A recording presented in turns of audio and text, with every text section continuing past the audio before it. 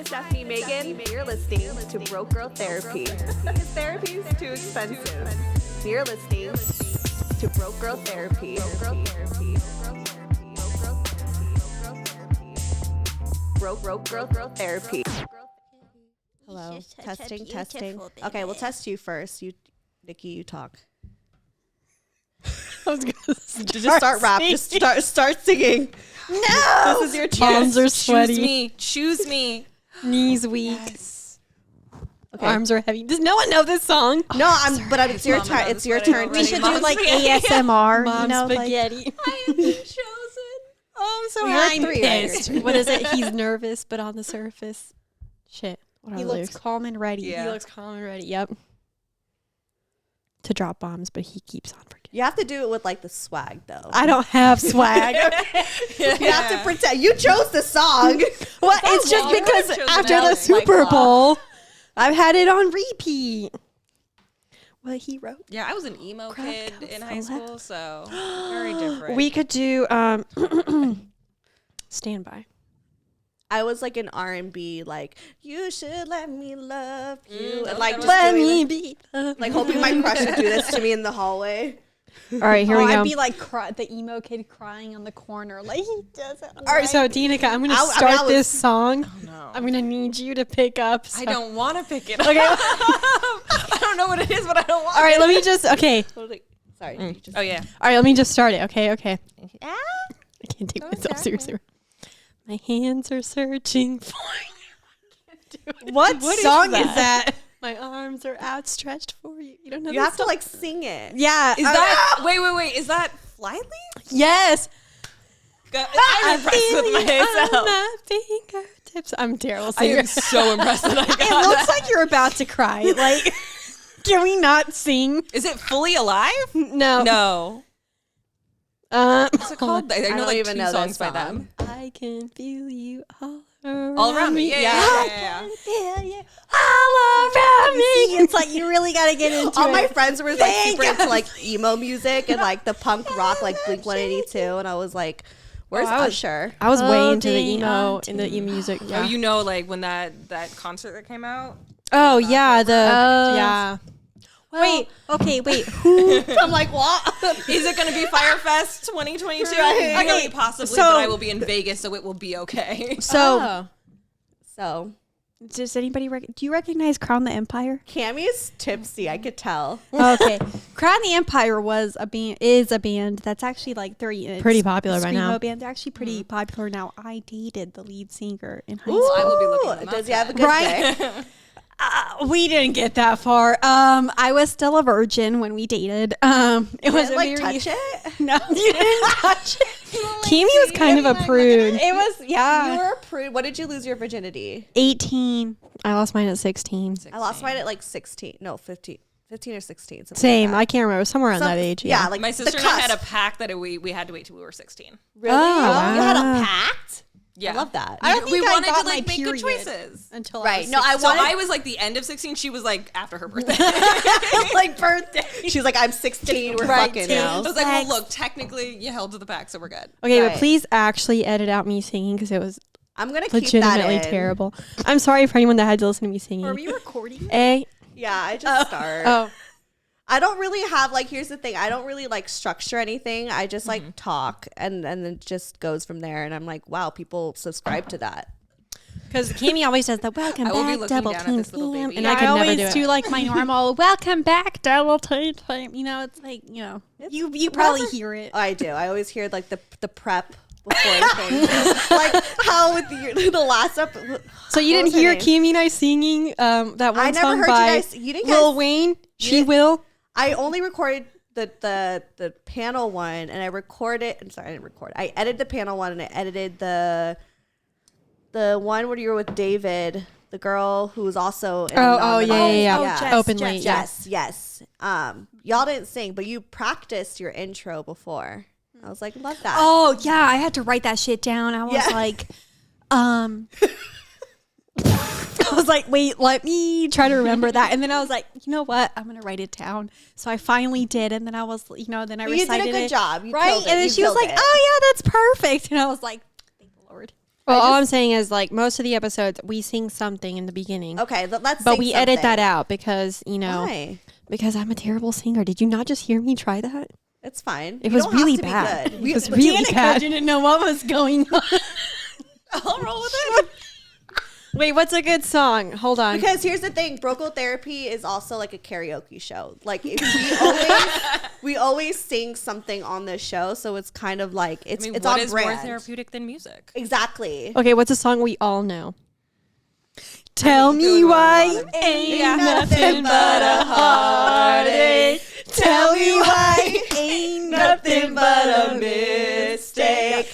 Tell me why I never wanna hear you say I want it that way. That was not bad. That was we're the new acapella group. all the millennials know. We knew because we're That like was a good call. Backstreet Boys, we all got it. I was just thinking of that meme Nicole posted where it was like philosophy professors, brats, and Backstreet Boys, and like what do they all have in common? Tell me why.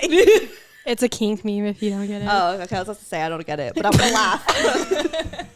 What our true friend. She's like, oh, it's so I don't get it, funny. but I laughed. I supported. You know what brats are? I know what brats, the dolls. No. Like Oh, in the kink. brat. Oh my god. My mind went to I child thought we things. taught you That's this. The brat's dolls. Right, Yeah. no, I get you. I get you. We'll get into it. I'm so excited. Okay, let's do introductions. Oh, Let's okay. finally like start. We did our little song. You guys, Do we want to introduce the cat? I have to edit that out now. I'm kidding. No, you're fine. I really did have to. I always have to clear my throat because No, I keep it all in there. in general, Let it all out. Keep it all mucusy. Yeah. I had Good? dairy the other day. my That's why mom allergies used are it. really bad. My allergies are really bad too. Terrible. Okay. Do you need better. more wine? Do you need White Claw? Do you need more to drink? Are we good? We're good. Okay.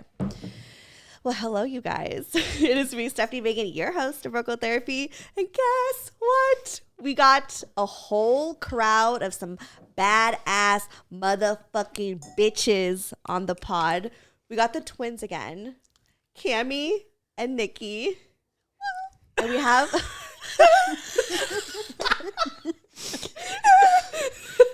I just stopped laughing like that. No, we love it. I was trying to say hi and I ended up sounding like a broken doll. a Bratz doll. And we have a special guest, Danica. And guys, this is like a really, really special moment because this is a fucking sex therapist. We have a fucking professional.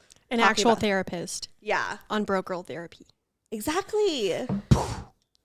So it's like free therapy. And I just met her like an hour ago and like tried to get her drunk. But she, Cheers. Got to be slightly professional. right. But she like doesn't get drunk quick. So I mean, I'm a therapist. you are a therapist. How do you cope? Yeah. This is an I have intervention. You healthy didn't coping know. mechanisms, I promise. I love that. But let's get into like, I'm just so fascinated by that job in general. Like, what is a sex therapist? What do you do? What do you help people with? And then maybe you could help me. Yeah.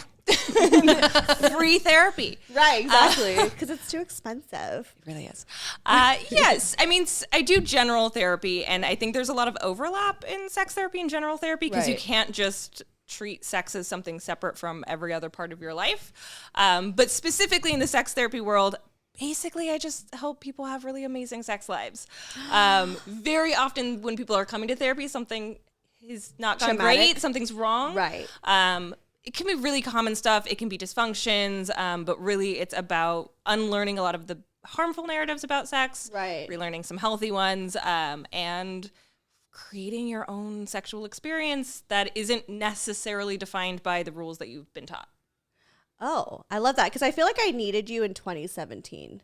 You know what I mean? Because I feel like back then I was like, just like fucking to make them to like me. And I like, talk about that all the time. I needed that. I felt like 2017 Steph is like fangirling right now and like feeling like she's being healed. Because like I literally was like anyone I've tried to be a hoe so many times. Like I've tried to be like, yeah, like I could fuck, like I could do this. And then I would like fall for every single penis I would see. And then end up being heartbroken when they already told me they just wanted just sex. Why is that? Why is that? Why are men the way they are? Why am I like this? Like, how come, like, I have friends who could have casual sex and, like, not feel anything.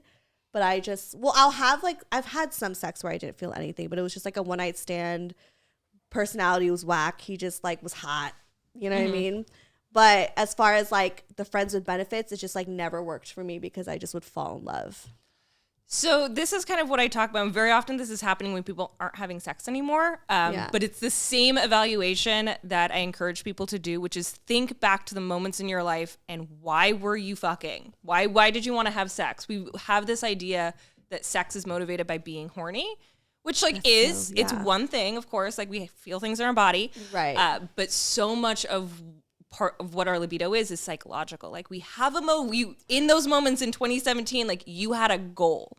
Was it to feel desired? Was it to feel sexy and wanted? Was it to feel loved? And you were using sex as the tool. Yeah, I was like, they'll fall in love with me. But I was like not getting an orgasm. It was just bad sex. I mean, bad. No, it was sex fine, doesn't have to include an orgasm. But it was just to like, I don't know. Sorry. I'm not allowed to burp anymore because my fucking listeners get mad. I actually saw that comment. Yeah. In the bubble. Someone was like, they're like, can you just please stop? I think I was also having, I'm going to have sex with them to, make them like me sex all throughout college. To feel powerful sex. I do that. Yeah, I have done that. Wasn't to feel powerful. I think I just wanted to be loved. And it's funny because I I'm just wanted to be actually loved. My actual therapist and I, since I started therapy a couple weeks ago, we're actually starting. Yes, thank you. So expensive. Okay. So I'm actually now starting this conversation with my therapist. We were breaching some other subjects before, and then now I'm like, okay, you get to know the weird parts of me now, so it's like, yeah. But like, why do you feel like you wanted to just use sex for like love? Because I'm trying to see if we have something in common. Is it abandonment issues? Yes. Yeah. Huge abandonment issues.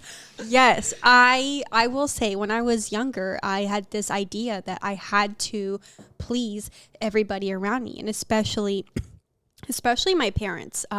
My real dad, he and I didn't really have a good relationship, and I felt like he abandoned us, and then we moved to the United States, all that stuff. Basically, I had many relationships where I felt abandoned, and then when I got to college, I was like, I need a dick to tell me I'm worth it and to stick with me and to feel sexy and to feel validated. Well, and it wasn't even about feeling sexy. I feel like for me it was about feeling like loved and wanted. Yeah. I guess that's what I didn't feel back then. So, then I started I want to give you a hug. I did go into a hoe phase though. It was a big one. But I had some decent sex. But I will say I did, as a result of that, I accidentally let like a bunch of people access me when I really shouldn't have. But I think back on it and I'm like, you know what, I still learned something from it, so it's not something I regret. But yeah, for me it was huge abandonment issues. Yeah. Same. And now it's like my therapist and I are breaking it down, and she's like asking all the right questions, and I'm like, this is why I'm paying you. Wait, Danica, this reminds me of a question. So I don't know the age range of your clients, but when they are young, that's a good question. Yeah, and in their formative years, like, how do you recommend to them, like, to start their sex lives, or like if they're still in the very early phases of their sex life, what do you recommend to them? Yeah, so in general, I tend to be working with people in their like mid-20s to like 50s or that, so. yeah. I do have a couple of younger 20s, usually like college students. Yeah, and I do have some people, regardless of age, who are still virgins. Oh. And I think it really is, it's really nice when there hasn't been too much sex that's been had to introduce sex in a way that is purely about pleasure and like your comfort and your desire and what you want. And it's really interesting because like I get to hear all of these like them going through sexual experiences, but just kind of guiding through, like, with someone there to kind of support you. Like, well, what did you feel? What did you like? What do you want to do next time? And having it, supporting them and choosing the path of pleasure versus other. I love that. Like, I motives. wish I like saw a sex therapist when I was like 15 or 16. Yeah. Because I would have had just like a different perception of it. But I grew up in like in a very Catholic, you know, household. And it was very like, I think, you know, we could all say like back in the day, like it was not as much of a conversation for women to be like sexually like liberated. So I felt like there was like a lot of shame that I dealt with, you know, because I was always a horny motherfucker. I was always like humping pillows and shit, like me fucking too. 10 Oh years old. shit! Or Yeah. like the edge of the bed. Girl, Oh my god! The edge I'm of not the bed, the only yo. one. I'm not the only one. Wait, when did this happen? We shared a room. That was the worst part. No, but I had to tell my therapist that the other day. I was like, she was like, so when did that start for you? And I was like, well, you know, I was humping a lot of pillows. I always humped pillows. It was like a thing. I had a vibrator that a friend gifted me that I used like crazy. It was a bullet one. And I hated that she got me the gift because I was kind of offended by it. But then I ended up using it almost every night. It was so good. And it was like little mini How old one. were you? 17, 18 maybe. It was after I started having sex, but like vibrators see- introduced me to orgasm. But that's better. That's honestly like back in the day when hearing about a girl masturbating was like, oh my God, like so shameful. Like, I don't know, for me, like I felt like I was always like shamed to like masturbate at such a young age because I was like, God is watching me. No. Oh, I accidentally started having orgasms at 12. Oh, I didn't know that. Accidentally. One night I was sleeping. I had my legs crossed and I squeezed them and I came. And I also We had vastly different experiences. Oh, exactly. And I was so Honestly, I ashamed. wish I could come that fast. What the fuck? But I had no idea what was right, happening. right. I was You just so liked young. it, yeah. I was like It's just 11 or puberty 12. a little bit. Yeah. And I was like, I'm traumatized by this. I'm like, what did I just experience? But it felt good. So then, you know, I was like chasing that all the time. And then like, but that's how, you know, and like I said, my therapist and I are now breaking this down. I think that's how I started my masturbation addiction when I was younger. But Can you be addicted to masturbation? Actually, can you? I'm There's curious. a very That's what I was high gonna I ask. was going to say. Well, you're as a professional. I'm I'm curious. asking the question, and I will also answer said question. The threshold is very, very, very high. Okay, 3 times a day. Is that normal? Yeah, that's fine. oh, 15 to 20. Every morning. It's fine. Wait, 15 to 20 times a day? That's how much I used to That is a masturbate. lot. That's how much That's I a used to lot. masturbate when I was in college. 15 to 20 times. I'd be Okay, in that's my, a bit much. That's a bit much. I'd be in my Is it car. separate occasions, or is it like 15 to 20 orgasms in? No. this I type mean, of- it was like 15 to 20 times a day in different occasions. How do you have the time? That's a lot of I time. know. That's what I'm saying, guys. I had an addiction, but I would literally be driving. You I watch come hella watch porn while driving. Yeah. Yeah. Yeah. That's what I'm saying. I'm not alone. Yeah. Oh, No, I've not watched porn, but I've touched myself while driving. Oh, I've watched porn while driving. So have I. So It that's just sounds really dangerous. Don't do that, kids. Pay attention to the okay, road. wait, but I do have a question.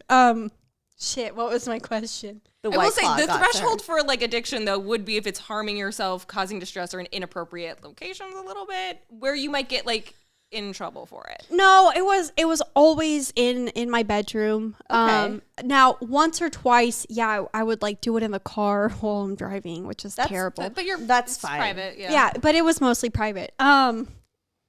But yeah, I just It's like, is it causing something negative in your life? Then we might start assessing. if it's I more of an did feel addiction. a lot of shame. outside of the shame because that's just sex for most people. Yeah, that's Especially true. That's females. true. Especially Yeah. growing Yeah. Catholic. Not Yeah. females. Growing up Women. Catholic. I don't know Yeah. why I don't like the word females, especially females. Yeah, women. Yeah. Well, okay, so my question is, you know, and especially when it comes to your clients, you said, you know, if they're virgins, like what What are they do you do with that? Yeah. Yeah. Exactly, yeah. I'm very curious. Like, what do I do with a virgin? Yeah. Well, like, but how do you introduce sex to them? Like, what do you tell them that, you know? I mean, most people, even if they haven't had sex, they know about it. Like, we just have the Right. conversations of what do they know? And then it's usually them dating and trying to lose their virginity. That's by the time they've met me, they're probably at that kind of phase where like, And they're I'm maybe like a ready. little older or something, or Sometimes, yeah. Okay. Not so always, there or might be college anxiety. sometimes, Okay. Which Is like, are they usually virgins because of the shame attached to sex or what? honestly, it's a ton of reasons. Sometimes they're just shy. Sometimes it just hasn't happened for them yet. And now as they're getting older, it's stressing them out. Sometimes it is more religious and maybe it was shameful in their families, but they've decided that they're okay with it and they want to try. There's a million and one reasons why someone just like hasn't had a sexual experience yet. Yeah. Right. And I use the term virginity very loosely because I'm talking kind of the stereotypical like penetrative sex. Yeah, and right, they might right. have They've other like sexual licked, experiences. licked it like dick. Can I an just say, asshole. I saw a meme Or an earlier asshole. today that was talking about how it was like, if you think sex is just a penis going into a vagina, then you're wrong. And I was like, Danica is somewhere in the background clapping. I think I saw that and I was like, yes. How about dry humping? Because I was obsessed with dry humping in the 8th grade, and I would orgasm. Yes. It's I would easy to orgasm. Like the dry humping would fucking get me. I'm starting to find out I was not that weird. I thought I was weird too. Hey, I'm also really realizing, Cami, that we never discussed our formative years of sex, and they were vastly different. I was having actual sex. You were just You were just masturbating. I was having And Nikki was getting a real one-on-one with my pillow. No, but I was a whore. Like, I mean it. Whoa, the word horror is like so intense for me. Like I don't know. I like never know what to do with myself. There's nothing wrong with being a whore, but I know. I just the word. There's nothing wrong with being a whore, but like the word always like shocks me because people say like slut. I was a hoe. You dirty little whore. Whore is like ooh. I was a slut. I think I had slept with about 20 men before I graduated high school. Wow. What? No. That means our numbers are really off. Are you sure I'm still the reigning champ? I don't think so. I think I've surpassed you by now, but yeah, I Wow. slept with a lot of dudes. Not that it was a Cami, you have to competition. remember though. Then I got married. You got married young. Yeah, Nikki, and I 21, and I was monogamous from about 18. So, So but you caught just up. really put in the probably. work. I did. early I on. did. That's right. I spent college being like, Nikki's here. I need to get there. And then it was like it was like 2 cars in Mario Kart. You know, Do you guys it's like, ever feel I like love the sibling competitive? rivalry Like, going on. do y'all ever get competitive? Like, well, I've slept with this many, and you're like, well, I've slept with this many. at this No. point, I think it's really about quality over quantity. Yeah. Like if one Like of us is we count it by like the dicks solid we like, dicks, yeah. or how long we've had sex. 8 hours. 8 hours. I'm only at hours. like 4.5 or 6. I rode a dick for like 2 hours. We started at like 10 p.m., 6 cardio. a.m. We were like, wow, should So what's the probably get some normal- sleep. What's the normal like rate of like having sex? Like, what's considered Oh, like yeah. an average Oh, to I like what's considered a long time? Okay, so you're gonna get me on a little bit of a rant because I hate that. No, let's I hate pop that off, so sis. much Pop off. Rant off. Rant because off. there is no freaking normal.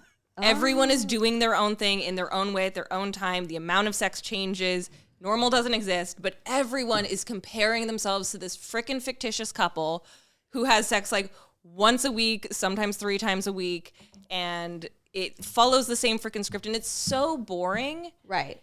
Why are we even comparing ourselves and then trying to achieve that when it's such a bland goal?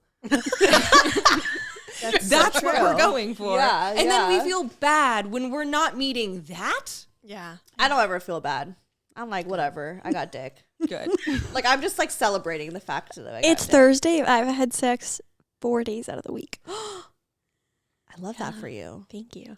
Yeah, sex ebbs and flows. There will be times where you're having sex 4 times a day for 8 hours a day. Maybe not back to back. That sounds really tiring. And there will be times where there will be months in between. Life happens. There's breaks. There's change in partners. Right. Like, it's not a big deal what that frequency When is. I'm depressed, I don't get horny. Yeah, that's super common. Like I just have nothing in me. Like I don't even think about sex, even though I talk about sex all the time. But like I don't even like really like think about it. Like I feel nothing when I'm like depressed and like super stressed out. Same. I feel like my libido went away from like December through about 3 days ago. My libido was like, What happened 3 days ago? right? No, nothing happened. Nothing happened. But my libido came roaring back. My partner is out of town. So I'm like, okay, well, it's, me and my vibrator for the next 3 days. love But that. I'm the same way. It's like what I was in like a funk for a little bit. I just wasn't really feeling myself, and all my career changes, and I just like sat there and I was like, I'm not feeling sexy. Like I want to fuck. Like I just don't want to do it. I don't want any intimacy. Wait, I'm curious. When I'm stressed, I want more sex. I was gonna say, I feel like Nikki would have been like, actually, I'm gonna want more if I. No, when I'm my stressed, boyfriend's the same way. Really, when I'm stressed, I love sex. But when I am like feeling in a funk, that it's different. Stress and But do we know? Is there like a correlation there? Like stress, is that like a different or is that cortisone? I don't know what it is. It's just people are a little bit different. Some people, when they're stressed, do not want to be touched. Some people, when they're stressed, need that release. It's kind of your association. And also, I would probably assume that the better sex that you're having, the more that you're going to see sex as a release versus if you're kind of especially for people in like a lot of unhealthy monogamous relationships, not having great sex, like if it's not giving you that release, then you don't. Wait, you're not going to have the same association. That makes total sense. What turned you to sex therapy? We didn't get into that. You're right. Sorry. Sorry. No, you're right. Take it over. Yeah. The White Claw hit me. Let's learn more about your. What got you into sex therapy? I'm curious. So it was honestly a fluke. It was when I was studying at Columbia for my master's, and just name drop it. Okay. Yeah. She got her motherfucking and master's. it was I had to do like a elective course, and so I did a human sexuality course, and I thought it was going to be like talking about gender and sexualities and LGBTQ issues, and I was super prepared for that. And then I walked in the first day, and the teacher was a sex therapist teaching the class, and we learned about like feeders and eaters and kinks, and I was like, yeah, that's your job. Like you just talk to people through all of these things. Yeah. I'm like, that's amazing. Click immediately in my head. I was like, this is exactly what I'm supposed to be doing. So I went up and talked to her after class and was like, how did you get your certification? Went online, found the school that she got her coursework done, signed up for it, and then finished it along with my master's. Wow. So were you always like a very sexual person? Because we all talk about masturbating and dry humping here, but were you masturbating? Yeah, and were dry you humping? dry humping? I try to keep it a little secret. I need to know. Oh, okay. Yeah, she's actually like a therapist, so she like has to have like, in case any of to be honest though, my clients know my personality. So right. I think I grew up I was very, in this sense, very privileged. I grew up in a very sex positive environment. My dad was kind of meh, but my mom was very sex positive. Nothing was that's shamed. like my future kids. They're totally going to say the same. Yeah. And so like my sister's part of the LGBTQ community. So like I just was really easily introduced to like, you can do this way, but like you don't have to. You can date men. It wasn't taboo, but you don't household, have to. Yeah. You can. I think monogamy was maybe one of the ones that wasn't challenged as much, but like you can be monogamous, but you don't have to.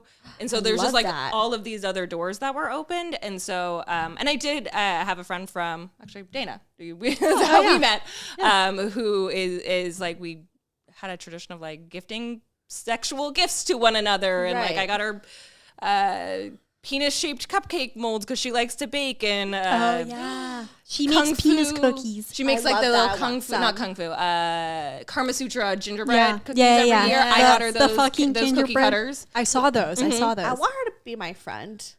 I think that's amazing. Like, so it was just easy and like always kind of something that was accessible to me.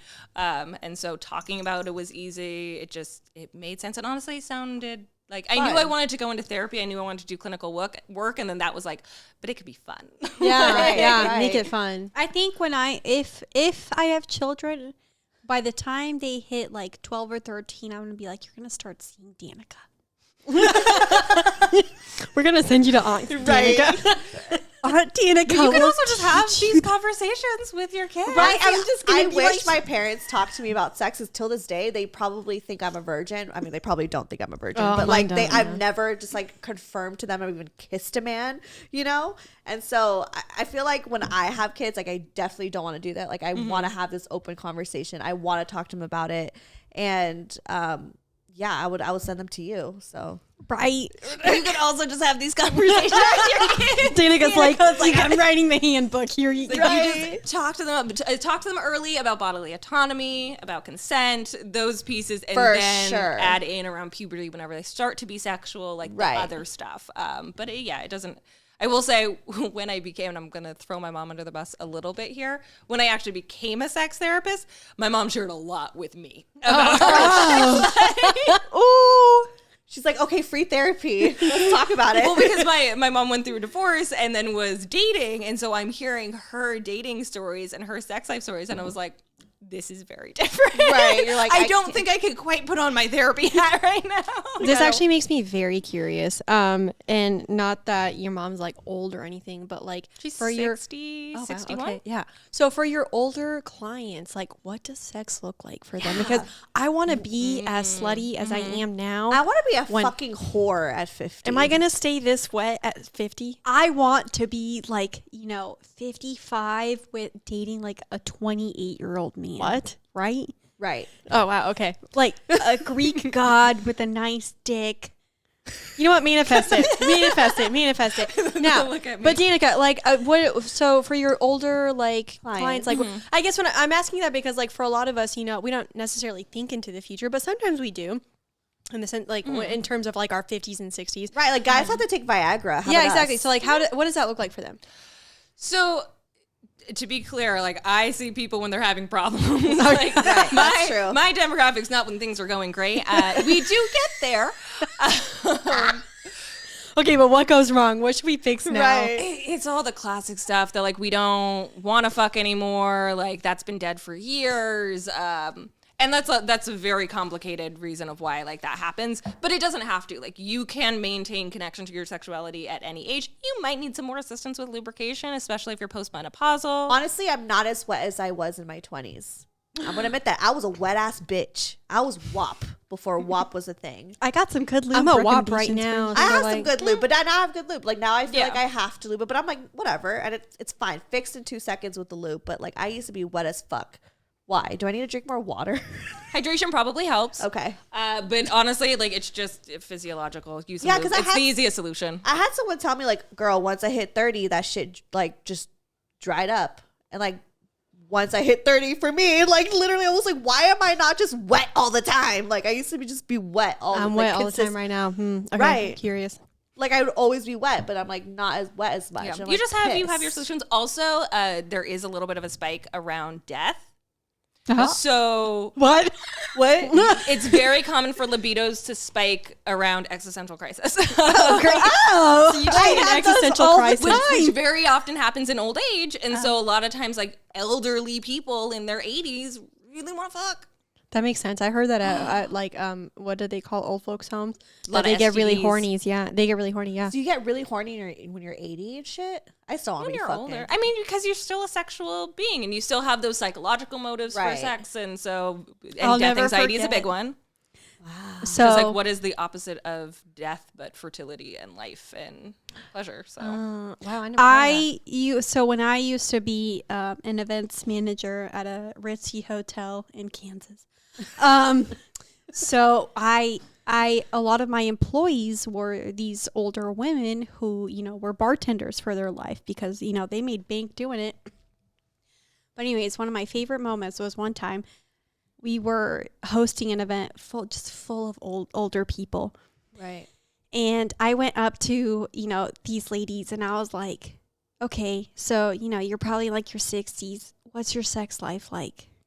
And the responses I got, one of them was like, oh, he doesn't even sleep in the same room as me. Like, I see him and I'm like, hello, and that's it. Like, they barely talk. I don't And want then that. the other woman was like, oh, every night. I'm like, what?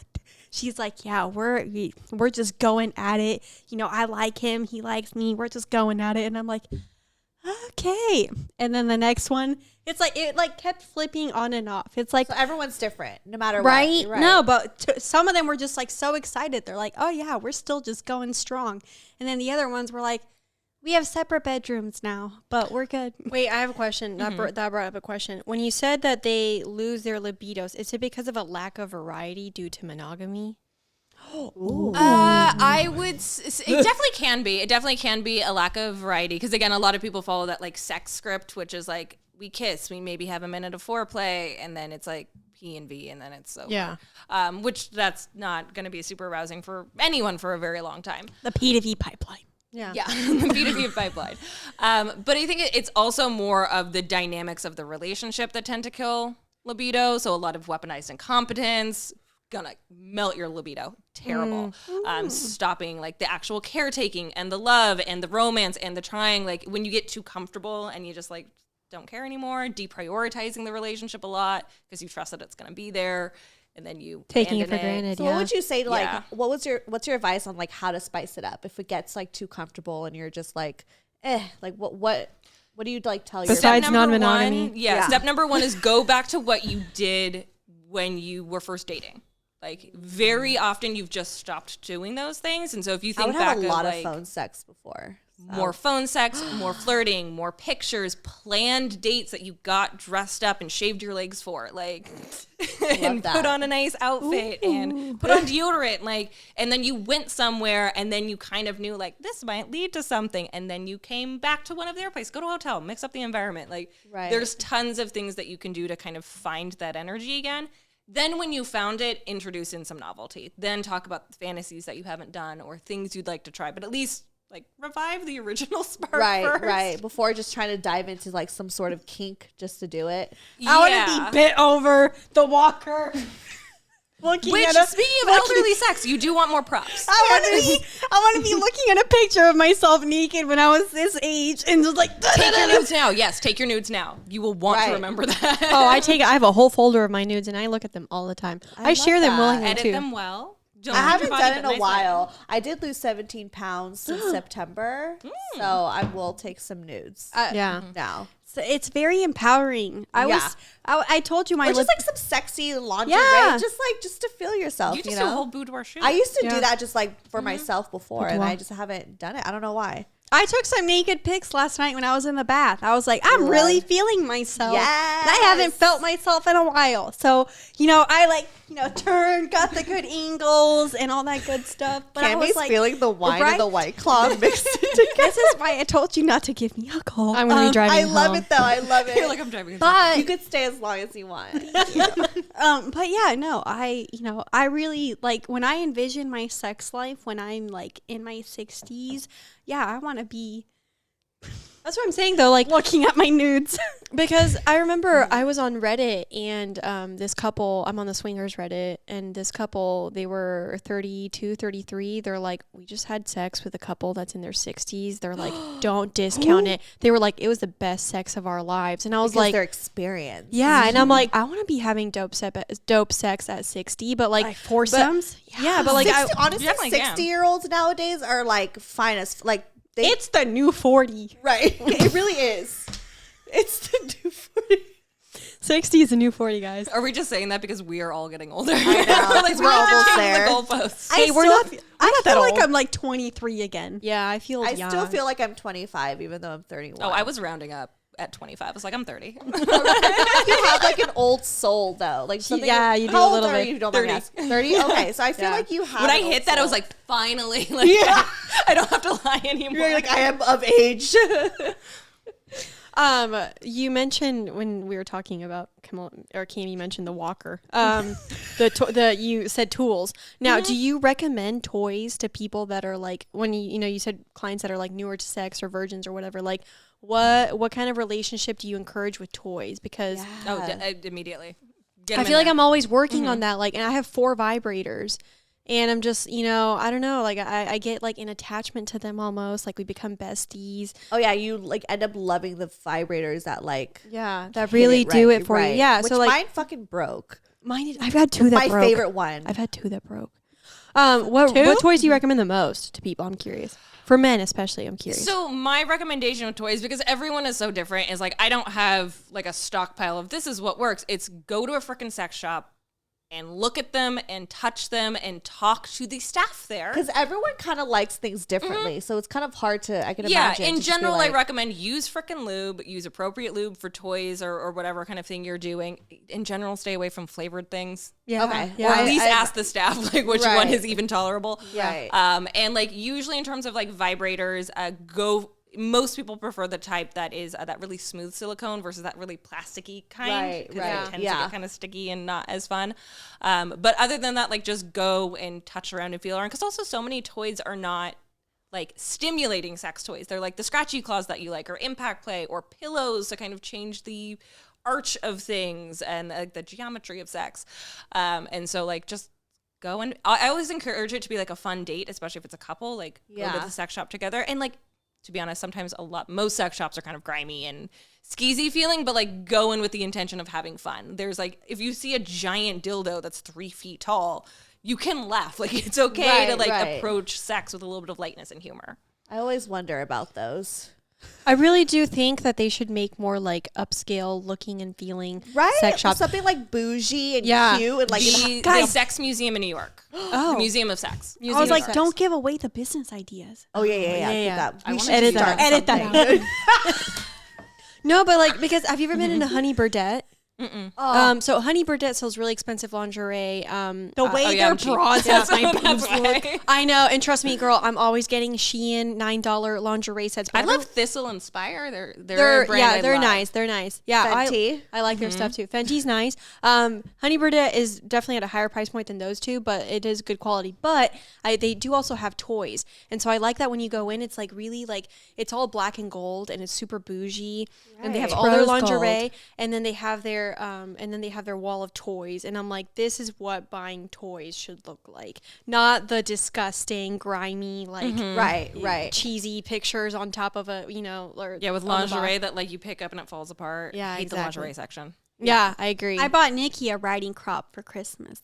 What's a riding crop? so The it's long like a little stick. and I it's feel got, like you a guys little- are like hornier than like me. a horse. That's the thing. Is like, oh, okay. Because I feel like for me, like I'm very like sexual and horny, but because I've had such a shameful and I've had trauma in the past with like sex, so I think that like it's always been sometimes like such a scary thing where I have to like feel this like sense of trust, with somebody. And like now I'm in a relationship for like over a year now, and I'm like, we've done like a lot of great like vanilla sex, but it's like we're kind of building towards like, okay, let's like Add a do little bit something of like spice. fun, right? And I'm just like, I'm still kind of figuring out like what is it that I like. And lately I'm like, I thought I was more of a switch, but I love just being a fucking like dirty slut, and just like him having control of everything. Power dynamic. I was gonna say, usually people start their kind of intro into kink with like toys and stuff. 'Cause Right. It makes sense. It's a thing tangible that you can add into. I actually recommend, if you're open to it, starting with the headspaces, because there are power dynamics in most heterosexual couples you don't know, but you've probably already been participating in it. So like try to take control or try to switch it and like see how you I feel. just love when he like beats the shit out of me. We talked about this. Yeah, Right. he did. Like I love The TikTok like, went viral. Yeah. It did. And the comment section failed. right. Failed so bad. Everybody was like, this. Chris Brown, What is it? y'all need Jesus. I'm like, That's y'all why need to have good sex. It's consensual. We're saying it's consensual. It's consensual. So, yeah, like I love like the harder the spank is, the harder like everything is. I want him to treat me like shit. Like, is there So a I'm hearing some like impact play, and then some of the maybe the Right. degradation. right? Yep. Like I'm wondering, like, what's the psychology of that? Like, where does that stem from? Yes, especially degradation, because I have it too, and I'm curious. And I love. Why do I such love a being complicated degraded? I always like imagine in my question. head that I'm just like this fucking like slutty bitch that he picked up from the bar, and that he's like just fucking the shit out of and won't Little call me role the play next in day. there, some They won't scening like in that. there. That's like what I'm thinking about in my head. I'm like, he won't call me tomorrow, but he's fucking the shit out of me because I'm the fine ass bitch from the bar, and that shit turns me on. Validation. Can I just also, real quick, before Danica gets I into was like, her that's a answer, very complicated fantasy. We could probably get into take a many minute. layers. Take a minute while I say, can I just recommend also try reading reverse harem fiction? Yeah, that's how I got into a lot of my Oh, power really? dynamic type stuff. Yeah, is reverse harem fiction. What is that? Basically, where like a normal harem, the harem by definition is a man with multiple wives, girlfriends, Okay. female. Reverse harem is the Yeah. reverse of that. So basically, it's a girl with multiple men that are all like love her, having sex Right. with her, whatever. And yeah. sometimes the men love each other, Yeah. and they'll fuck while they're fucking her, and I love that. yeah, I and so want to be the center of attention, though. yeah. So it's nice She because like is. a lot of Do the you have reverse. recommendations for this? My head only goes to anime. Oh my god, yes, we have a girl, ton. my Goodreads. I was just like, I've gonna got say. like 7, 8, 9 animes ticking off my head. I'm like, but I don't have anything that is not that. So I used to avidly read like 125 books a year and all reverse harem, and I would write intricate like reviews on all of them, all on my Goodreads if anyone's ever curious about reading those. 2017 to 2019, Cami was a whole new bitch when it came to the book reviews. So and 2020 Cami as well. So just if you want to store that information away for later. Wait, but can we get an answer to the question? Why do we like to be degraded? So again, like this is the annoying part of therapy is I wish I could give you like clean cut answers, but it is so personal of why you will like that thing. I think in general, when we're dealing with something, one, the element of taboo is very often at play. It's one of the big reasons why we kind of like incest porn, or like, is that why? This stepbrother, stepsister incest porn, not like incesty incest porn, because it's taboo and we know that it's like a little forbidden and that makes it kind of sexy and alluring. But we like the stepsister and stepbrother because, well, technically it's okay, so we don't have to feel as bad about it. Right. Maybe so like there's some tabooness I do have a thing for like bad boys who like treat me like shit. I've always was like, I'm like low key. I used to be very toxic. Where I would just like love the toxic guys, you know? Same. And like being treated like shit, even though I hated it, but I like loved it. It's like this sick. I think we all could say that. I guess that kind of we've plays all into, had that obsession at one point. I think. Is there a reason I'm straight, part but of I it like too could be like replaying out that. I want to hear what Danica has to say going. Like replay. So a lot of what we do as humans is we repeat patterns, and so part of that might be alluring to you because you experienced it, and now you're trying to re-experience it in a way that produces a different outcome. So, which is very often common with like kink trauma and safe spaces, is you get this safe space to where experience I was like something sexually abused. So then I like. Yeah, and like a known careful line trigger in that warning. careful line in that trauma is not an indicator that you're going to be into something. Right. But I will say when there has been some form of trauma or just negative experience, because who hasn't had a negative experience with sex, having a safe space to re-experience that can be very healing. Control. Right. Oh, so it's not that like trauma is an indicator that you're going to like something, but a safe space to re-experience and have a different outcome and have aftercare and feel cared for can help you move through those so things. this is like very personal and the trigger warning. So one time I was like SA'd, like when I was drunk and like asleep. And now I tell like my man, like, I want to wake up to you fucking me. And I'm like, why do I like that? Like, why do I like to wake up to him? Like, that's what she just said. Right. You want the outcome to be different. So I want the outcome. You want to to take different. control again. And of that's again where and these things are so complicated, but potentially some of that power dynamic of I want to re-enter into that experience, but this time I want it on my terms, not theirs. Whoa, shit. Maybe I'll get there one day with anal.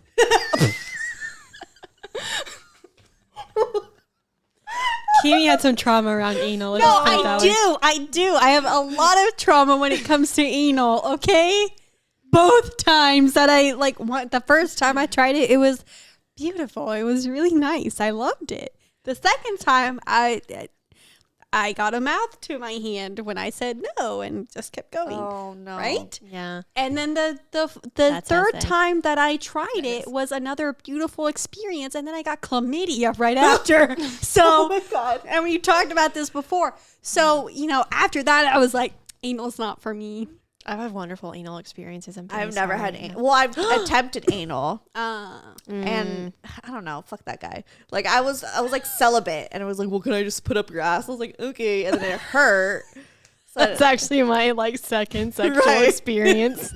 I was like, I don't want to have actual sex because I don't want my number to go up. Even though I'd only slept with one person. But it's like still That but wouldn't sex. count yeah, for your number. I was like, so let's have anal. And he was like, okay. I don't understand the logic in that, but it's fine. I did that, but it didn't. It hurt, and I was like, that, and like it just. I don't know. I didn't talk to him after that. The guy I hooked up with earlier, the guy I hooked up with earlier, he's got a really big dick, solid, probably like 8 inches, but really, really girthy, and.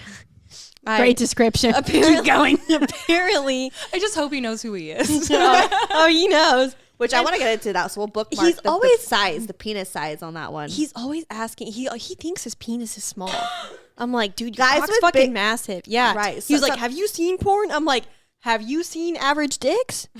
That's Like, the thing. Guys, okay, Danica, they have though. They have seen average dicks. If they've been to high school, they've seen average dicks. They know. Okay, so then why do they all act like their 8-inch cocks are like or these their tiny shit's- things? Yeah, but I'm like, wait, no, like your shit's average and above. Like it's not, you know. Average is technically 5 3/4 inches. Yeah. So For I mean, Americans, yeah. yeah, I for think, Americans, yeah. Actually, I think that's a worldwide average. Is it? Yeah, worldwide Definitely average is different by country. It is different by country, but worldwide consensus Comes is around 5. Yeah, 5.5. So does the size matter? And actually, I think they decreased that No. number too. So I mean, size geometry matters more than size. what does that mean? Geometry. Yeah. So like I'm like, it's more about the parent than it is the individual. Okay. I mean, unless we're dealing How with about our like vaginas? Like, is it like true that like some vaginas are bigger than others, and maybe that like the that average size is like fits- 4.5 inches when aroused. It does elongate with arousal. So Wait, vaginas Vaginas? elongate with arousal? yes. What? I heard. Excuse me, what? That our like our shit turns fucking hard or some shit. Whoa, wait. I don't Okay, know. so that lengthens inside a- you when you're aroused? Yeah. So wait. So So like like, how am I checking your belly button? We're all confused. Yeah, How am so I like just- when women are when men become aroused, they get erections. We see it, yeah. Pretty obvious when women become aroused, and some of these things for men too. But like your heart rate changes, your breathing Right. rate changes, your eyes start to dilate. Her nipples I, get hard. Nipples, wait, yeah. do nipples change colors? They can. Okay, Yeah. because I've had like a friends with benefits before. I was like, oh yeah, sometimes nipples like change colors. I'm like, oh my god. They're not purple, but Yeah, I it's mean, mostly like a blood little flow bit. Right, changes okay, and okay. stuff. I was like- and so when women get aroused, blood is going downstairs. The vulva and the clitoris are engorging. So, I mean, a clit is basically a tiny penis. It is. Right. It's our version of getting hard. I was very confused of where lubrication my clit was happens. until I was 30 years old. I found my clit at 30. I hate I'm looking glad at you found mine. it. I do not like looking at my clit. I wish I could just show you my vagina right now. Sorry, that sounds like really wrong to say, but like so this is I've said this on the show. I don't even care. So like I was very confused. I do think we need to look at like vaginas and have because porn is like one type of vagina. right. And my Or vulva, vagina but- my vagina doesn't look like a regular like Hollywood whatever vagina. Like I just feel like my vagina is cute. Don't get me wrong, she cute. But like there's this thing that like hangs down the middle. And Your I feel like labia? it's my labia. I don't even know what the Your- fuck a labia is. I hear labia, but I don't know if it is the labia. So there's like, Well, yeah, The- you have got the there's majora and the minora. yeah, there's 2 labias. Yeah, majora, minora. it's in the middle. It looks That would be like the minora. That's normal. I Mine thi- hangs down too. I'm going but, to like, show you little a bit, yeah. nude, and then you can tell me if it I'm gonna looks show like you that. guys my vagina. That's fine, but no, need- that's normal though. I The thought- roast but I beef, thought the that roast was- beef. The roast beef. I thought that shit was my fucking clit. No. no, Up until a year ago, bitch. High school Wow. sex eds are really failing us. That's what I'm saying. America needs to get fucking better at this. Like, I wish I had a podcast, like sex podcast back in the day when like Yeah, we were like same. losing our virginities because I again, have no I was idea. so sheltered on that and just thought like, ooh, okay, dick and vagina, that's it. But I wasn't really like concerned or really aware of the clitoris. That it's embarrassing the fact that I was 30 years old being like, oh, that's the thing at the top. I had no idea where I and peed you out can pull of back for the the longest hood. time. For some people, that can be overstimulating, but Yeah, I pull it back. Wait, so, I'm curious. Question. Wait, no. I have Okay. a question. So I understood that the vulva engorges blood with blood. flows, Yeah, but so you're engorgement. saying the inner part, like so yeah, your the pelvic vaginal floor, canal, the vaginal canal. lengthens. I did kind of not know loosens. that. And usually the cervix also kind of tilts up. So is that how I took that 8-inch cock earlier today? Yes. Wow. Okay, going back to the size of the dick though. Well, wait, hold on. I'm very And the curious. size of the dick does matter with the anatomy of the woman. But I'm curious Okay, because because I was gonna say when we continue. started out, like we were in, I was on top of him. I was riding him, and it really hurt. But then after a while, like especially as I was getting more turned on and in the like flow of everything, it started to feel better. And then when we switched to like he was on top, it felt great. And then when we switched doggy, it was like phenomenal. So I was wondering, I'm like, why did it hurt so much in the beginning? And now it's Probably like just all weren't good. fully aroused. Yeah. So but it lengthens. I didn't know that. Yeah, it lengthens, it expands, and then for the penis, like it's also the thing about the clit is that it's like a little wishbone. So we have I've seen clit that. on top, and then there's an internal part. I'm like I don't know how to do this. There's an internal part that comes down, and it's more so near the front, and so that's girth is more important than length because the inside, so there are nerve endings in the cervix. There really isn't too much in the vaginal canal itself. It's like when you put in a tampon, you don't feel it. Right. Because there's not a lot of sensation in there. So how about guys? But there's a lot near the front where the clitoris is. Yes. So girth and where that stretch happens, and that can kind of cause sensation, is more important than length. But also, like, at the end of the day, like, it expands and it stretches and it accommodates. So, like, probably what you're working with, if you're anywhere near average, even a little bit under, is probably fine, as from the man's point of view. I'm gonna go sit in front of the mirror and be like, I need to do that. I do more that all the often. time. Y'all don't do it? no, Literally Not almost as much as I What? should. Definitely look all at the it. time. Oh, all take the a good time. look. Yeah, I go like full butterfly in front of the mirror and I just like check it out, show it some love.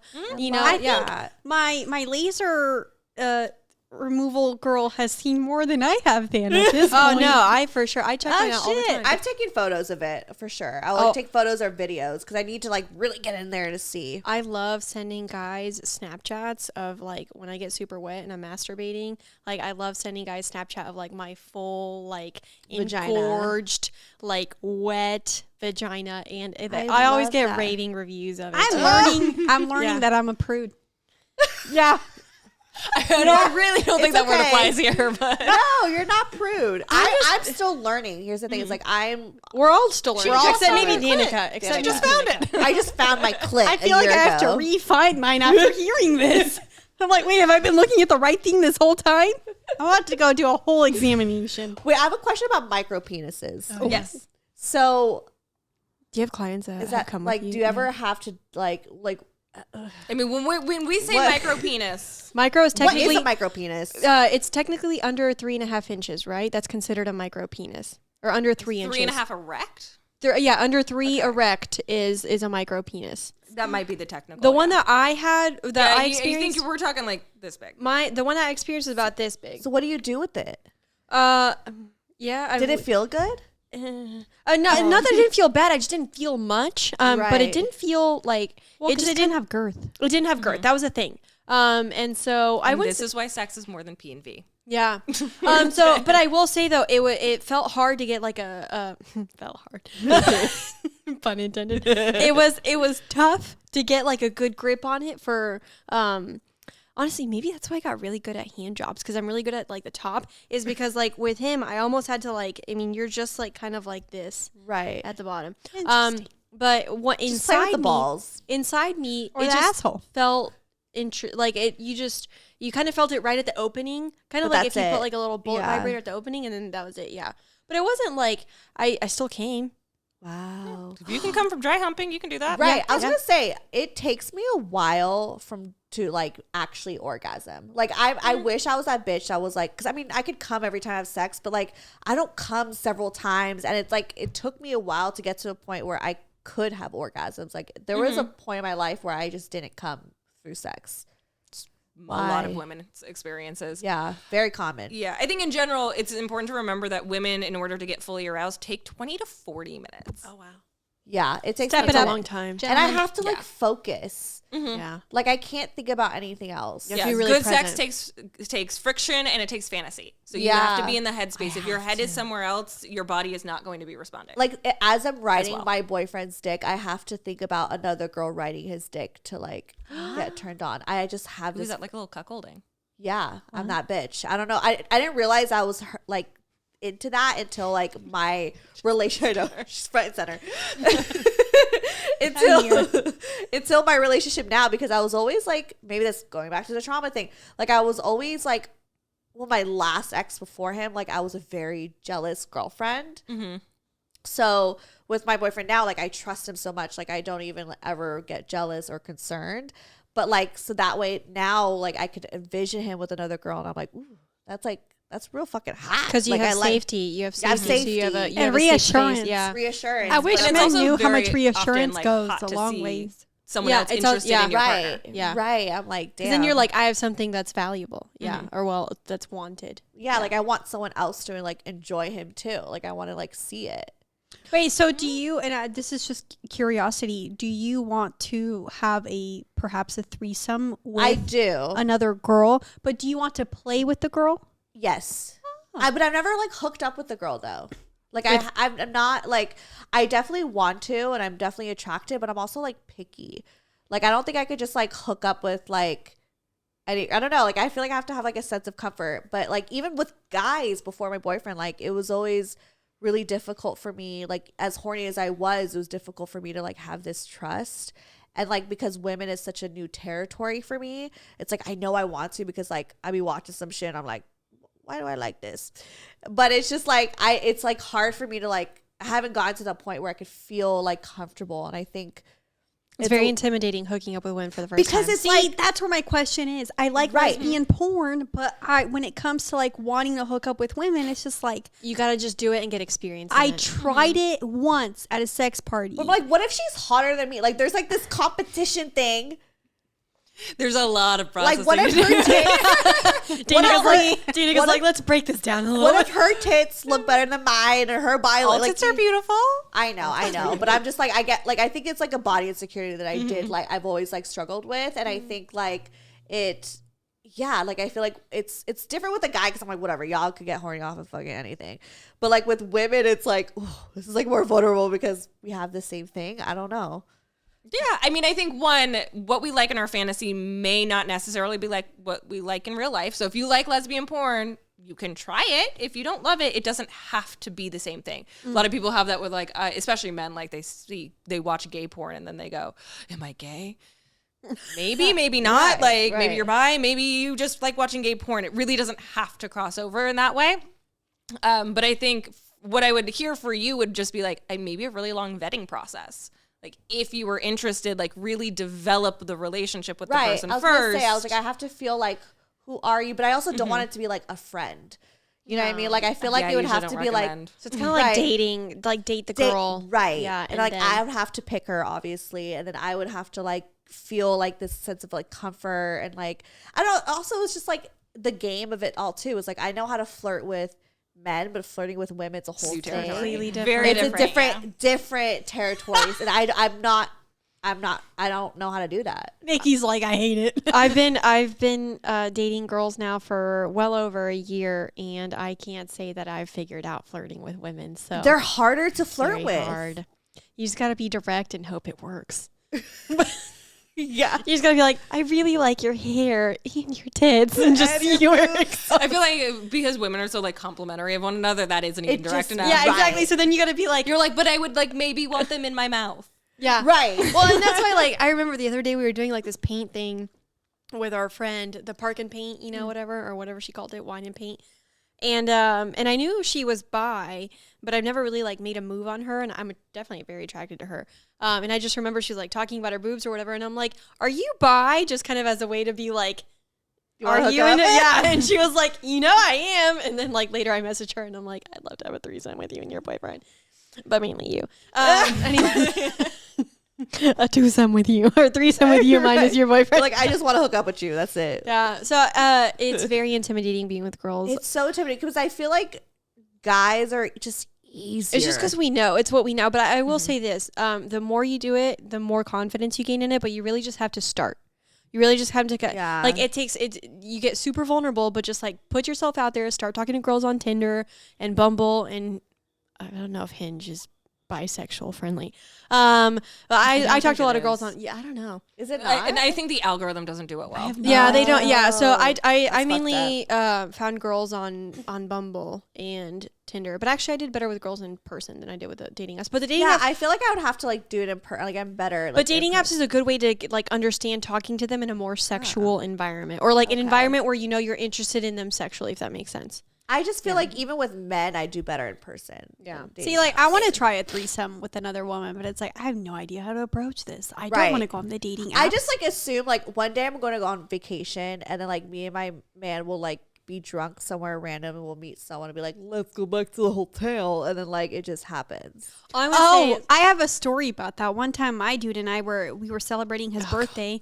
I got him a hotel room, and then we went to Rocco's to go party it up, and then on our way back we meet this dude who is he's either bi or gay, but you can tell he's either bi or gay, right? And we're just chopping it up with him. And my dude was like, hey, do you want to come back to our room with us to like just chat? And like, this poor guy, he's like, like my dude. I'm like, oh God, he's probably gonna, you never know how you can take those things. Like that could be an invitation or an invitation. So we get to our room, we're talking, we're all having a grand old time. And then, and the guy was like, I think my ride's here. Cause I guess his friends had lost him and he finally found them again. Through text or whatever. And we're like, oh, okay, bye, have a great night. And then I go in for a hug and then, he leaves. And then he texts me and he was like, wait, did y'all want a threesome? And I was like, no. I'm flattered. I definitely would have participated. But yeah, my dude would not have been into that. So his ego is way too big for a threesome. It just would have been a very interesting experience. Yeah. But I mean, it's like I want to experience that like with a chick. But it's like I have no idea how to talk. I don't know how to do that either. Wait, I have a question, Danica. Earlier you mentioned how like for couples that are trying to get back into the swing of things, you mentioned like once they work out the stuff, then they can go into fantasies. Are threesomes the number one fantasy that people come to you with? No. Really? What are the number one fantasies? Yeah, what are they? Oh my God. I think you're going to be very disappointed. The number one fantasies are usually, I would say, like vanilla adjacent. Huh? What does that mean? We're talking like throwing in some spanking. That's it? What? Well, yeah, or like maybe we're talking about some choking. We're like, or maybe we're talking about some dirty talk. That's a fantasy. Yeah, I think a lot of couples are having a lot of very vanilla sex, and there's nothing Tuesday wrong with morning. Yeah, but I think like a lot of people haven't actually really expanded out, and so when they're talking about it, they're like, I'm really sad for them. We can try some blindfolds. I was like, beautiful. Let's try some sensory deprivation. We love it. But yeah, usually, or like new locations is a really big one. It's probably one of the most common. It's like, I want to have sex in the kitchen, in the shower, in the car. People aren't having sex in the shower? Yeah, a lot of people It's are slippery having in sex there, in the okay? bed. It's a hazard. I usually don't recommend shower sex because the water isn't. You definitely have to have lube in the shower. Right. Yeah. Or in the kitchen. I mean, I used to fuck on my counters all the time. I remember that. Depends on the height of your counters. Yeah, but no, they were like the opportune height. Yeah. Yeah. Wow. Oh, I would love to just throw myself over a counter with my legs dangling while I'm getting fucked. I've like made that'd out, be great. but never like, well, by me. No, but see, this is why I like having a sex podcast, because I always think like, I'm pretty into some normal shit. Here I am, like knife play. Honestly, literally as a sex therapist, sometimes I'm going like, am I redundant? Do people know this stuff all by now? Yeah. And then I'm like, nope. Yeah. We're starting from the beginning of here's our introduction. And then I remember, that people haven't even explored, choking, which, I mean, I get it. That can be kind of scary. Honestly, that one really needs more education before you do it. Okay, so that one people dive into and they should not be doing that. So that one of the they do it all wrong. It's like, yeah, not everyone could choke properly. The first power dynamic kind of relationship that I ever had, it was very much centered around choking. And it was funny because the guy I was mentioning today, the 8-inch dude, he was like, that's his identifier. Well, I don't know what else to call him, but I can't use have his an actual 8-inch name. Daniel. I haven't. I don't want to use his actual name, but anyways, today when we were hooking up, he really likes like choking me with his cock. So he'll like put my head down and then like wrap his legs here so then I can't move. So then he like chokes me, and it's like one of my favorite things. My partner does the same thing. But I told him after, I was like, do you want to do some like actual like choking lessons so you learn how to properly choke with your hands too? Because he was like,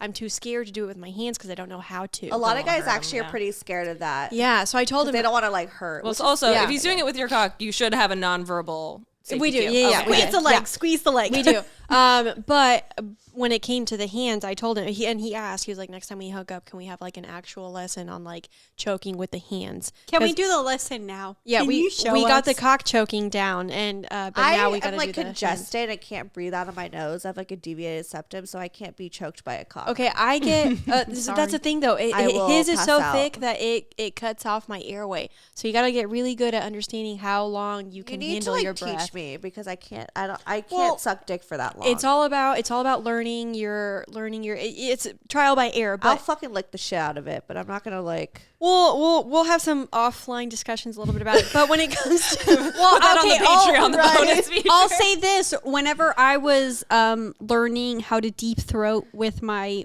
partner, A lot of the times it was, choking in the sense that I didn't have any air. So it was, nonverbal communication, and I would just go until I felt uncomfortable, and then I'd be like, okay. But sometimes to really understand your limits, once it starts feeling uncomfortable, relax. Yes. Relax, and then see how long you can take it, because that's what I did with him today. Because this was the first time we used to count to 10. Yeah. Oh. No, and what he told me today, or what we were doing today, he would like encourage me, which my praise kink really helped there. But he would be like, I'd kind of like start to freak out a little bit, and then he'd be like, "You can do it," and then I'd kind of relax, and then that's when I realized, I love that. Yeah, okay, I could go I'm longer. try that. Yeah. So, but that's the thing, when you start freaking out, kind of those like fight or flight senses start kicking in. Relax a little, be like, okay, well, you can't breathe, so you're like, okay, like just take it deep and then get into it. Yeah, or relax, and then see where you can take it, and then start using the hand signals. Oh, okay. I'm learning. My boyfriend's But yes. when it comes to the throat, we might as well do a demonstration for the people out there. Okay, so like for me, so it's all about preference, because like there's this part of which is like is that your esophagus or trachea? What is I don't that? fucking know. Anyways, and then there's this side right here on the sides. So like You'll have to go to YouTube for this. Yeah, when you're choking, you're either gonna like squeeze right here inside on the sides, or you're gonna like cut back like this. So my voice sounds really weird. Anyways, so hold on, let me move my hair out of the way.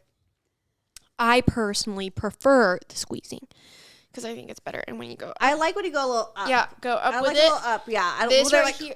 You're like lower, turning like, purple. No, but let me face the camera. So like squeeze like the sides and then go up. And then that's Yeah, when you go up. I don't like when they like stay kind of down. It's like, no, go up. Okay, Yeah, you're right. But if you like karate chop right here, that hurts. Doesn't feel good. And then you go like you go in, it's not comfortable. But that one's dangerous because you can crush the windpipe. Exactly. That's why you want to do the squeeze. So that's why you want to do the squeeze. Okay. And go up. Because then it starts kind of getting into this little like. Anyways, that's how that's how I teach men to choke me. I'm like trying to get to know my neck again. Right. I was like, I have to, but I do like when they go a little up because sometimes I'm like, yeah. I totally get that. Did you know that your lymph nodes are somewhere over here? You're supposed to like press to. They're over here, right? Anyways, you're supposed to like. They're under your throat. They're here. Well, you have they're multiple. here Yeah. too, but you have them somewhere here. You're supposed to like do presses to like get them to drain. You just do soft presses. We do have to remember, Danica studied therapy, not human anatomy. Right. Exactly. Danica, teach us. I was gonna be like, I took a physiology class in high school that I very quickly dropped out. I'm curious though, do they when it comes to like sex therapy, do you do quite a bit of training on like the anatomy? We definitely do some good. It's like basic anatomy. We're not going into like a full body thing. It's more sexual anatomy. And I think the thing with therapy and sex therapy is there's always continuing education. So like the foundational education is one thing, and that's what we start with, but every 3 years we have to be doing a certain amount of continuing education. That way you can also kind of specialize. So if there's certain things you really want to focus on, you can do continuing education in those areas. So I'm sure there's more of a demonstrative type of education. One of the things I do love about sex therapy, and something that I really encourage, is we have to do this thing called SARS, which is sexual attitude readjustment. I forget what it stands for, something like that. And basically it was a 2-day weekend where I just went with other sex therapists to be and sat in a room and watched a shit ton of porn together. Wow. Oh, that'd be fun. But like extreme stuff. Because the whole point was to expose us to the things that we may see in the field and see how we feel about them, process our judgments, work through some of those things ourselves before we enter into that space with someone else. And that was such an interesting weekend. I have a friend who like loves to fist and get fisted. I've never tried it. It looks so painful. It just, extreme pain. I love the pain and like getting slapped around and shit, but like I don't want... no kink shaming, but I'm like, fuck, that's extreme. There's nothing wrong with fisting, my but whole yeah, right. There's nothing wrong, but I'm like, I'm like, It can. Really? But he loves it, and I support it. But I'm like, damn. I mean, you I definitely guess you it's you not gotta that work far up. off. You gotta work up to it. Yeah, it's a whole like art and work up Do to you it. You're not punching in. Do you start with like He one? said, okay, is this true? And I don't know if he was lying. He said he got up to his elbows into like an ass one time. Is that An is that ass? Possible? Yes. He went all the way up and fisted someone up until the elbows. Possible. That's Where did it possible? go? That's what I said. I was like, did you? I feel mean, the fucking you are heart? literally rearranging some organs at Right. that point. Did he feel the spine? I mean, I got those anal beads went up a solid like 4 inches in my ass. I'm trying to figure out Yeah, the anal beads. where went where up does there. the hand go? That's 'Cause, what I'm like saying. Yeah, I I don't felt a understand. dick like touch my belly button. I almost forgot the word belly button. I Your was like, cervix? what's that hole in there? No, but I've had penises touch my belly button. So then I'm thinking Right. whole. I was like, is that like biologically like safe? That's like to my Safe is a different element of it. Right. It definitely can be probably. I mean, are you causing some physical trauma to the body at that point? Probably. Okay. Can you do that in a safe way? Yeah, Yeah, potentially. It depends on how he's going about it. I don't. that's true. I just was like, didn't believe him, but I believed him because he wouldn't lie about that. But at the same time, I'm like, I didn't think that was possible. How long was his arm? He was. Oh yeah, this is also like an adult man's arm. Yeah. Not Yeah, like adult. our man. shit. that's like I mean, he was like skinny and petite, so I guess it wasn't like he was like a big buff dude. Like probably like just like ours, like very like normal Oh, okay. size. Yeah. So. Wow. Yeah. The rectum is impressive. Wow. I'm I'll try impressed. it. I've learned so much. What do Like, you mean the did. rectum Yeah. is impressive? I hate when I'm constipated. I'm like, you're not that impressive. Not all the time. Just saying. Yeah, like then prolapsing. wait, prolapsing? What's prolapsing? When it comes out. That can happen. That's a tip right there for anyone that is interested about anal and has never done it before. Be Douche. careful, Right. Because that shit can just come out and then it can never go Honestly, back in. my bowels It can are very go back in, but sensitive, you and I do- you might shit need all some the medical time. care. I What? shit all the time. Like my bowels are very sensitive, so I just feel like I will shit on like the guy's arm or dick. Well, I mean, that's great that you're regular. I'm very Yeah. regular. But I mean that is a scary thing, is if when you do anal, if you're gonna poop. I've had a lot of really positive experiences recently with fingering dudes' assholes. I love getting my asshole fingered. So I never really fingered dudes' assholes. Like I've always played with like kind of like the outer Not a lot of edge. guys will let you to do Yeah, it. exactly. rare. But earlier this week, I was hooking up with a guy, and I was like fingering it, and it's like so soft, very soft. Really, Licking it is also feels really soft. nice. Yeah, it was like on the inside. I was probably like Oh. this far in. And anyways, and then I've the other never- one, I was laughing because like I was giving him like this really. I told him, I'm like, I want to sit you down and just like get on my knees in front of you, pull out some coconut oil, and like really give you like a solid 30-minute blowjob, hand job kind of stroke and blow thing, right?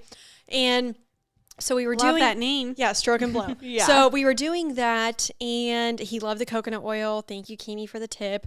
It was like phenomenal. And then I started like playing with his balls, and then I was kind of like, the taint area was kind of like adding some pressure there. Gooch. Yeah. And then finally he was like, can you, and I was kind of like massaging around his asshole, and he was like, go in just a little bit. And I was like, okay. So I did, and immediately he was like, I don't like it as much as I thought I would. So I'm like, okay, I'm going to pull right back out. But like, But I love that he was open to it. he was open to it. He tried it. The communication, Right. very positive experience. I want to figure out my boyfriend's asshole.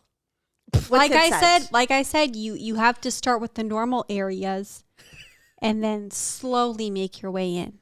Accidentally touch the taint. That's true. I'll just like touch Keep the going. gooch and then like just Right? yeah, I'll just do it.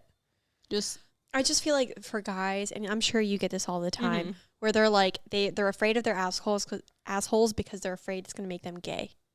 Yeah. Yeah. And So that, stupid. so And that's also like the just trauma. so much of their focus is on their dick. Because like it feels good, but two, because of all of this, like men have this really unfortunate thing where like so much of society thinks about their dick. Yeah. Right. So they're like just Their ego, their value, the societal capital is so much about like the men's hyper focus on their penis is something that is very much reinforced. Like it's not just them. right. And so like, yeah, when you're constantly thinking about that, you're forgetting about other parts of your body. Like many men don't even know just their general erogenous zones outside of their dick. Wait, what are the I'm other gonna ones? Test that out. What are their other ones aside from their dick for men? I mean, it's always going to be personal, but like nipples. Many men like their nipples touched. A lot of men don't even realize that. They're like, what? I might like that stimulation. There was a dude Neck that kissing, liked it. Yeah. scalp scratching, thighs, butt. Like they just don't think about their touch body as everything. sexual outside of their dick. That makes sense. There was a guy that really liked having his nipples sucked. So while he was fucking me missionary, I would like suck his nipples, and it was so fun. He loved Yeah, it. but the I've ever sad thing sucked a is, guy's nipples. dude's nipples are so small. Yeah, that's true. It's like, what am I supposed to grab onto? Wait, kind of going back to the size thing, you know, because you talked about how like society puts so much emphasis on the dick. If you have men that come in because of their size, they're, you know, whether it's average or above average, below average, whatever, you know, like what are your things to help them work through any like insecurities that they haven't related to it? Because that's a whole thing with men. Yeah, I think it's starting with expanding their understanding of their body sexually. So like we're gonna not think about your dick, and we're gonna find other parts on your body that are sensual, that are sexual, the head spaces that are sensual and erotic to you, and just kind of start building away from it. Because when you like something, and this is a thing with preferences, is we can almost never take them away. Like if you like a certain thing, we can't like teach your body not to like it anymore. But we can just expand and give you more options. So I think that is usually kind of something that starts pulling away. And also starting, especially if they have partnered sex, is changing their internal narrative to be about pleasure and to be about the experience versus the performance. And so like just being so true. Yeah. in it and like caring about the experience that you're having, that is so much more. And then your dick size isn't freaking that big of an equation. Like when they're focused on all those different things, it allows you to kind of step away from that. It's gotta be about your dick. Yeah. You know what I love? And you know, any size can be good for this, but I absolutely love rubbing the tip of the dick on my clit.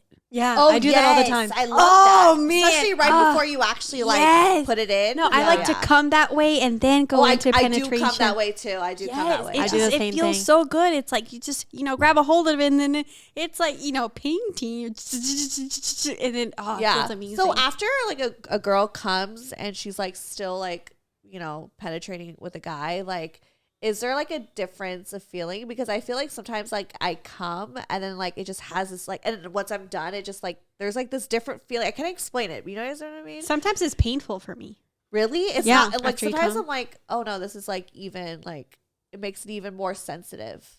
No, that for me, that's what it is. It's too sensitive. Yeah. So in general, when we have like the sexual response cycle, and like I wish I could pull up a diagram.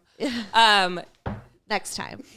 Very often, like Whiteboard. men more typically are, and you can look up Masters and Johnson for this, they're like, you have the arousal and then you kind of plateau and then you have the orgasm peak and then you have the refractory period. Yeah. And that happens after men ejaculate. Men can be multi-orgasmic if they don't ejaculate when they orgasm. Tricky to figure out. But in general, most men are orgasming and ejaculating simultaneously, and then that refractory is the period that your body needs a break. Wait. Let's go back. There's a lot to unpack right there because I was actually It's called a dry orgasm or dry ejaculation. okay Or because dry I orgasm. was the dude that I was forgetting. like fingering So his they asshole. could come without coming? Yeah, They can come without ejaculating. that's what he said. He was like, it no felt like sperm. yeah. Yes. That's Like what a he- woman? long sex. Wait, Whoa. I'm actually really curious about this because the guy was It's like, not super common. It can be done, but no, but it's he not said he super was like, common. it felt like I was orgasming, but I never came, and I was like, oh, He maybe did. I've experienced that. And then a few he can still ejaculate. Those are separate but very often simultaneous occurrences. so there's a way to separate ejaculation and orgasm in men. yeah. Whoa. I am fucking mind blown. I'm about to experiment. How do we do I this? know. A lot of we men do are gonna this? be like, I can be multi. Okay, wait. I know we're like so over time, and I just have so many questions. Squirting. Let's get into fucking squirting. Wait, no. It's real. But I really want to get. I know it's real, but sorry. So we have And so many it's not pee. It's not pee. Okay. It's not pee. Are you sure? Yeah. So I don't have a piss kink. I thought it was You 80%. might also have a piss kink. I thought it was 80% pee though. There's a little bit of the things that are in pee in it, but it's not urine. It's not coming from your bladder. I have to It's study that. this I have to study that. The skenis glands. I'm not getting that word right. Oh, but there's little glands that are. I think I know what you're part of talking about. Wait, actually, I do still have a piss kink. Never mind. it. Yeah, it was like that. That might just be separate. But we were talking about. So the feeling of. So that was the male sexual response. Right. The female sexual response is more varied. So you can have a lot of the arousal to the plateau, and sometimes women just kind of hang out here and then don't orgasm. Many memes that are about women's sexual pleasure. Yeah. Or women can kind of go up and they can get to their plateau, they can orgasm, and they can come down back to their plateau. Right. And that's what multi-orgasmic is, because they don't have that sharp refractory period, or they can act like men and have the sharp refractory period. Whoa. But also there are different types of orgasms, and so you can have a clitoral orgasm, you can have a G-spot orgasm, you can have a cervical orgasm. Technically, There's more. I've had that. Wow. yeah. Whoa. If you enjoy, How do a you lot of women know? don't How like do you that, know which but is which? I know which one's a clit orgasm because it feels the best. I feel like every experience is a little bit different. You have to play around with how it feels in your body. I think very often clitoral orgasms are The comment. they're the most common, they're the most accessible, and they're, I think, often described as like kind of more like sharp and intense. Where sometimes more of like the internal orgasms are more like, I don't know, I associate it with like a bass, like a Yeah. low- Yeah. I don't think I've had a G-spot I was like, I'm trying to orgasm. find better ways to No, describe this. but you're right. No, it's because true, it's when I true. think about the two different types of orgasms that I've had, when it's been like in, from the G spot, it's like it's like a, like you're on to an EDM concert and it's like bum bum bum, but it radiates differently. and it's like a, Yeah, because I don't think I've when ever it's from my experienced clit, it's more like a starburst, and then it's Right. like I shined, and then I'm done. Like Yes. Yes. Starburst. Wait, Starburst. the That's true. cervical ones, what are those like? Do you Yeah. know? Because I feel like I've I had don't one feel like before. I have a good, like, I feel like the G spot and the clitoral, when people are explaining them, like, I can kind of, this is like part of being a sex therapist, is I have all these different experiences and I can kind of summarize them. That one is a lot more uncommon, because also that sometimes hits that pain pleasure threshold. So a lot of people find it a little bit uncomfortable. But that's its own experience. And so that one I don't feel like I have a good. Because I feel like, I don't know if this is it, but I was having sex with a guy. We were going at it for like fucking hours. And it like, it was penetrative. And it was not clitoral for sure. But it wasn't like my G-spot where you kind of said it's kind of like that low, like deep kind of like bass vibration. Instead, it was kind of like my whole body was like, kind of like, it was like a wave rolling through my body, but it wasn't very intense. It was like the least intensive, but like it literally caused my entire body to like kind of do hit like this, a wave? roll, That this rolling may motion. have been. That That may have been either cervical or G. it felt like a very low grade G spot orgasm, but it was very It might, deep yeah, too. maybe it might have just not been the most intense. Okay. I was Could have been curious. cervical. I don't know. I wasn't there. I mean, but I'm saying because it hit. I felt him hit my cervix, so that's why I was like, I wonder if that was it, because it kind of hurt. Kind of, yeah. Again, Yeah. we're in that pain pleasure territory a little bit. Oh, I've had my cervix bruised before. What? You could have your cervix. Oh my god, that's so scary. Yeah, I used to work at an OB-GYN office, and one time, my ex fiance and I were having really hard, deep sex, and it like I felt something shit. way up there, and he felt it too, and I was like, oh. You can go ahead, talk. I'm gonna sneeze. Oh, and Bless you. so and then afterwards, like I was bleeding a little bit, and I was talking to one of the doctors at the OB-GYN office, and she was like, "Oh, he probably just bruised your cervix. It'll be okay." Like I was like, "Oh, Oh yikes. yeah." So one time I like was coming on my boyfriend while I was riding him, and he said he just like felt like my shit just getting like wetter. Like he like felt it like just like flow. Wow. What is that? It was only that one particular time. He was like, "Oh shit!" Like I felt it just like I don't think it was a squirt. Okay. Oh, You might have squirted, and it just wasn't like an intense Yeah. orgasm, because Maybe. you can kind of squirt without it feeling like. I feel like a lot of people associate squirting with like the most amazing orgasm you can ever have. That's just not the only experience of it. You can produce the female ejaculate without like having a Yeah, really because he intense felt like orgasm it with was just like all of a sudden just like so much more like wet. Like he like Maybe you physically did. he physically felt me like orgasm. Sometimes I wish I had a penis so I could feel the Right, inside me of a vagina that just way. for one fucking day. Yeah, but I'd want like I feel like those. Everyone's like, oh, what would happen if you like changed body with the opposite sex? So we're like, masturbate, have sex. yeah. Yeah. Need to know. right. Just want to know what it's like. I want to know. Yeah, I want to know what it's like walking. I still can't believe men can orgasm without ejaculating. That blew That- my mind. That's Not the most common thing. That I blew want to my I mind. want to challenge my boyfriend. Now we're gonna start. Don't come. No, we're gonna start training. Me and Right. my roster. We're gonna start training.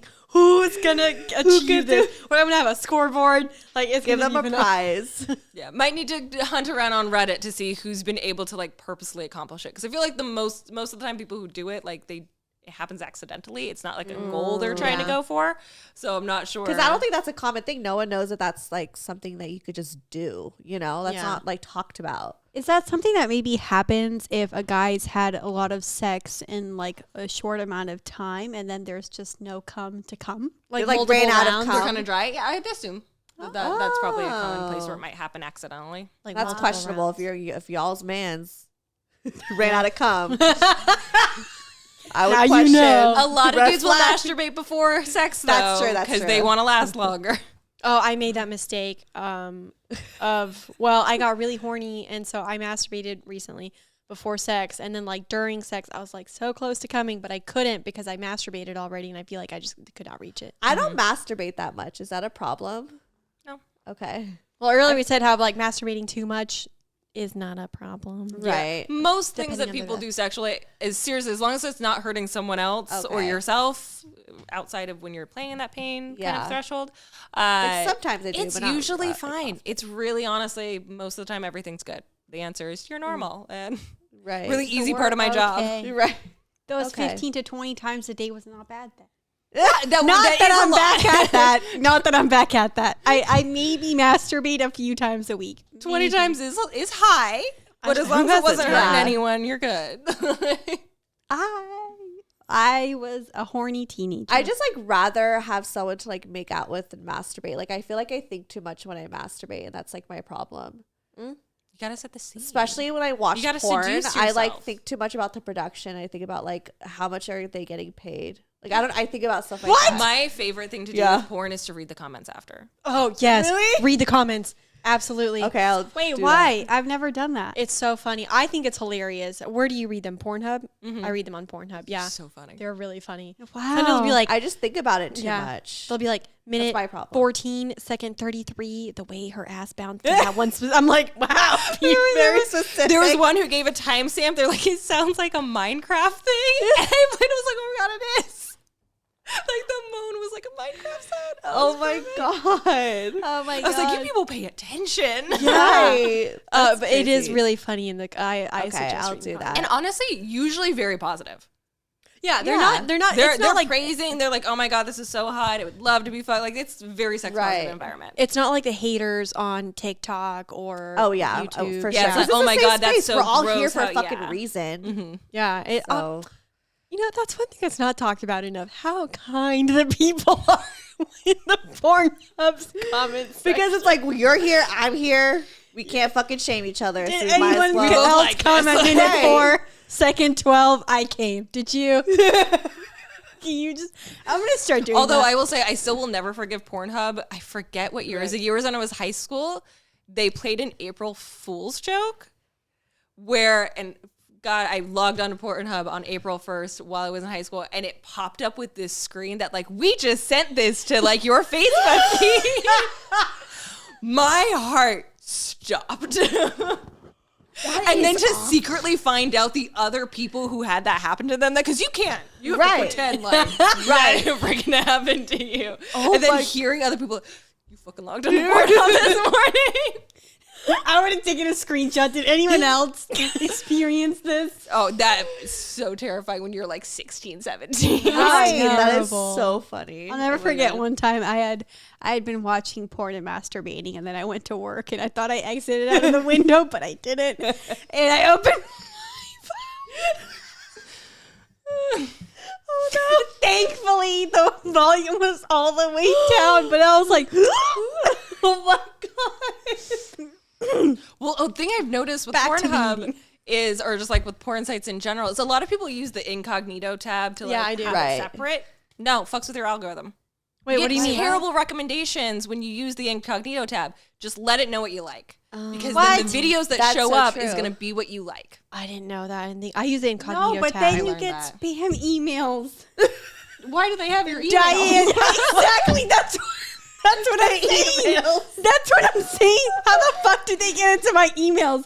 Why am I getting an email from like You might Russian just rock work on your hard? general cybersecurity. Yeah, I don't think it's coming from Pornhub. Okay, well, either You way. signed up for something, girl. I don't know. I don't know what to tell you. I only use one site, Pornhub, when I watch porn, and that's it. But like, and this is why, like, I used to change phones so often, but it's like, when I got my Gmail account, never used it in a porn site, like ever. Right. But it's like I started watching porn, and then one day I look at my spam folder, and it's like rock hard 90, and I'm like, what the fuck? Well, yeah, I think everyone gets. Yeah, I think That's Oh, okay, honestly so how I it's- think I found porn really young. Was I got like a spam email Oh, for in sure. my You teens, and I was like, always- "What is this?" And it's some girl masturbating. I was like, I like that.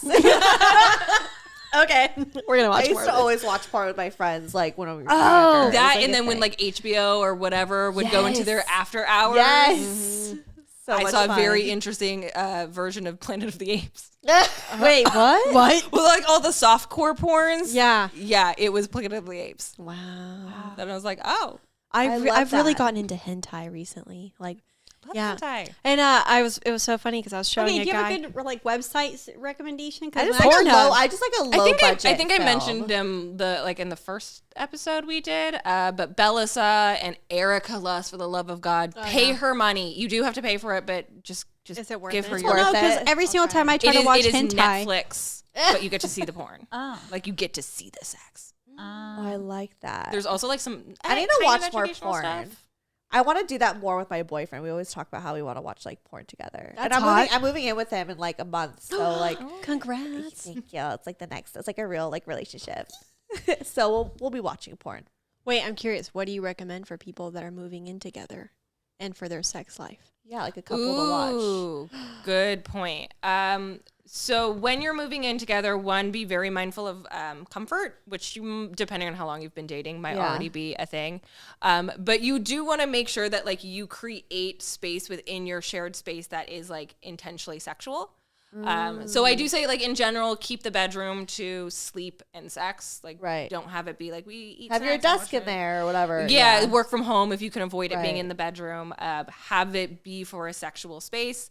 And like make sure, especially if you haven't lived together before, that you are creating a differentiation of time because you're going to be around each other, Right. like doing nothing, just living your life all the time. Right. Usually that doesn't feel like it counts the same. Like make sure you're carving out, we're going out, we're having fun, and Okay. we're re-entering into the space that is sexual because it helps you kind of maintain that.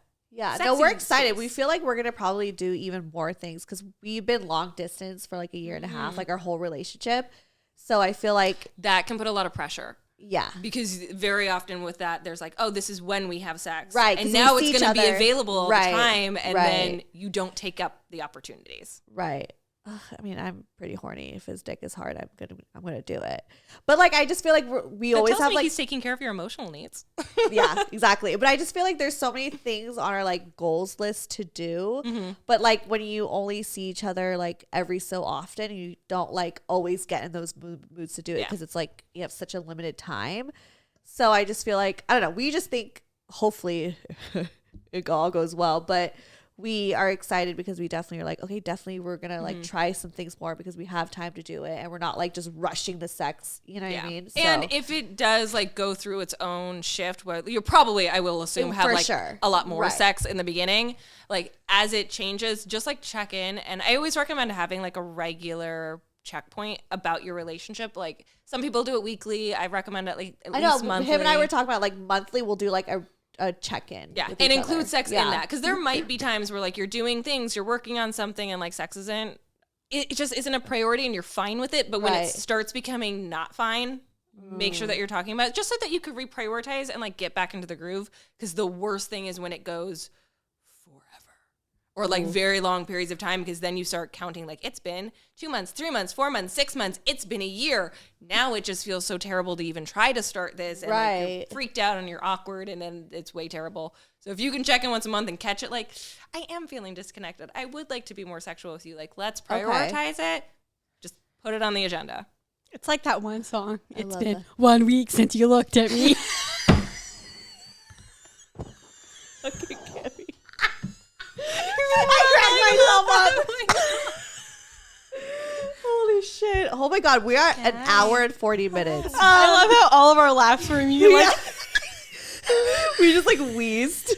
All I hear is like wheezing in my headphones. I want a partner I can I want a partner I can move in with so that we can have like a big flat screen TV with just porn while we're both on separate sides of the couch masturbating. At one time, I had a British dude. When I used to go to his house, he would always have porn on the TV, and it was the hottest thing. There was a guy, he installed it was like the size of a whole ass wall, a projector. And as soon as he installed it, I'm like, we're watching porn on it. So we did. And That's so it fun. was I'm so excited to watch massive, porn with my boyfriend. and we were watching porn as we were having sex. We were kind of like, we were like turned this way and like both looking at it as we were having. Oh it was really hot. So excited to do that. this. Do it. I love your idea of the check-ins, because I feel like that should be a thing in every relationship. Every relationship. Monogamous, I guess in non-monogamous relationships, I feel like people always, like on Reddit and stuff, they stress check-ins with like all of your partners because you're managing multiple relationships. Right. Even in monogamy. Exactly. Even in monogamy, you need to be checking in. I think in non-monogamy, you probably need to be checking in a little bit more often in the beginning, like every 2 weeks or something like that. In the beginning as you're getting used to it. But like in monogamy, doesn't matter how long you've been together, I think a monthly check-in is good. Agreed. Yeah. Agreed. And maybe like even create like a little file with like a comment section. No, or like very type A. Well, no, I'm just saying. I feel like, oh, hell no. I was gonna say, I was like, that's some Virgo shit. You're not even a Virgo. We are Virgo Venus. I am a Virgo. Okay, there you go. But I write down. I was gonna say write down what y'all discussed. I think that's great. That's a good idea. Maybe have like a journal of like just your check-ins. A little relationship journal. Yeah, relationship journal Oh, of your I check-ins. like that. Oh, my boyfriend would love that. He's a Cancer. So as you're writing, like as you're having your discussion on that check-in, you could be like check-in, February 18th, 2022. That is such a good idea. Yeah, and then write out what y'all discussed. So then you can go back and be like, okay, this is when we started the discussion. It's been this long. How do we feel?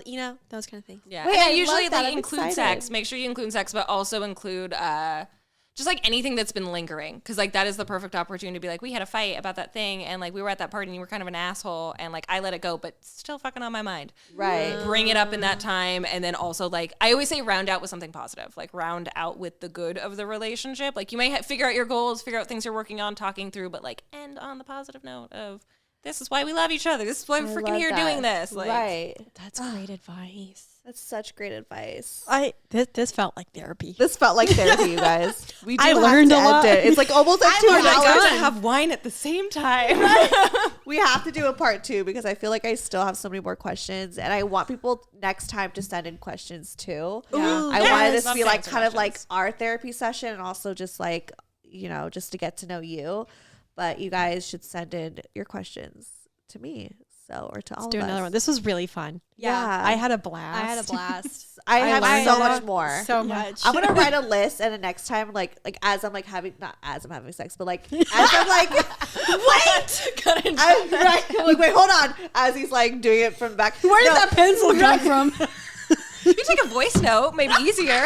I can do that. That's true. I'll give you a voice note. We're like, he just did this. What does that mean?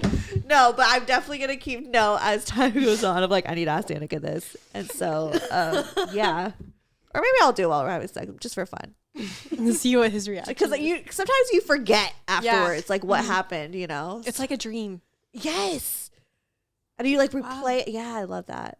Okay. Anyways, plug your guys' fucking life. This is Double Team Podcast At Double Team Podcast or Double Teamed Pod if you're on Twitter. or Reddit.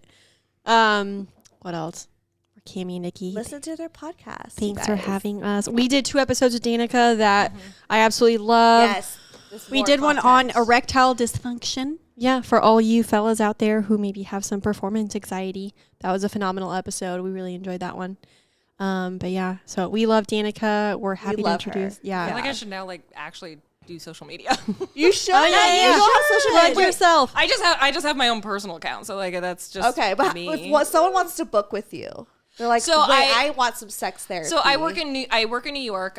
So it would have to be someone who lives Okay. in New York. We got some New York but listeners. you can literally just look up my name with LCSW Okay. at the end, and you'll find my practice in Okay, perfect. What's your full name? Danica Mitchell Danica. Okay. with a C, not a K, like Danica Patrick. Oh, okay. I love that. We'll have the links, everything up down below. And thank you, Steph, for having us. Of course, this was so much fun. I missed you. I missed you too, and I love Cami when she's drunk. I do too. It's so fun. We love seen me. we love We Cami always when do she's things sober, sober, but so. Cami when she's drunk is a good time. I love it. Maybe I should start drinking before we record. Well, next time let's do tequila, even though I say I should. shots.